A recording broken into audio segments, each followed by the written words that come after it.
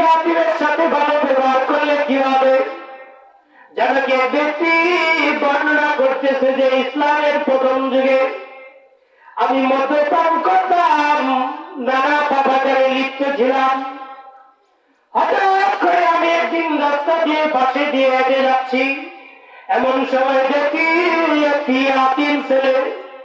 আমি ওই ইয়াতিম ছেলেকে ডেকে আমার কাছে নিয়ে আসলাম, বাড়িতে নিয়ে গেলাম এবং তাকে আদর যত্ন করলাম। গোসল করিয়ে সুন্দর কাপড় চোপড় পরিয়ে আমি তাকে আহার করালাম। তাকে আহার করিয়ে আমি যখন রাত্রের বেলা ঘুমিয়ে গেলাম, ঘুমের ঘরে স্বপ্নে দেখি কিয়ামত সংগঠিত হয়ে গেছে। কিয়ামত সংগঠিত হয়ে গেছে।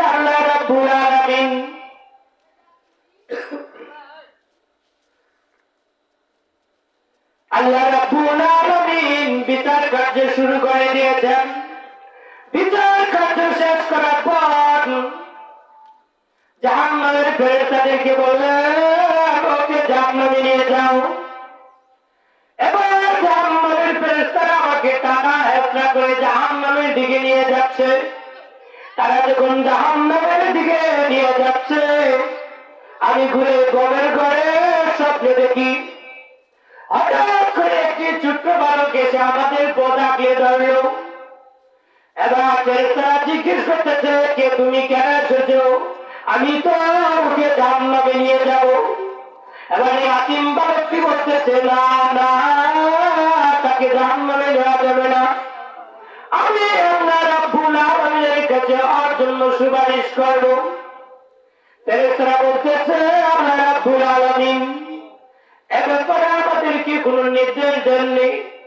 এমন সময় হঠাৎ করে গাড়ি আওয়াজ আসলো, ওরে ফেরেশতারা, কি তোমরা ছেড়ে দাও, আমি ওই ইয়াতিম বালককে তার জন্য সুপারিশ করার অনুমতি দিয়েছি। কেননা সে ইয়াতিম বালককে সেবা যত্ন করেছে, তাকে আদর যত্ন করেছে, গোসল করিয়ে তাকে আহারের ব্যবস্থা করেছে। এই ইয়াতিম ছেলের সেবা যত্ন করার কারণে আমি তাকে মাফ করে দিয়েছি।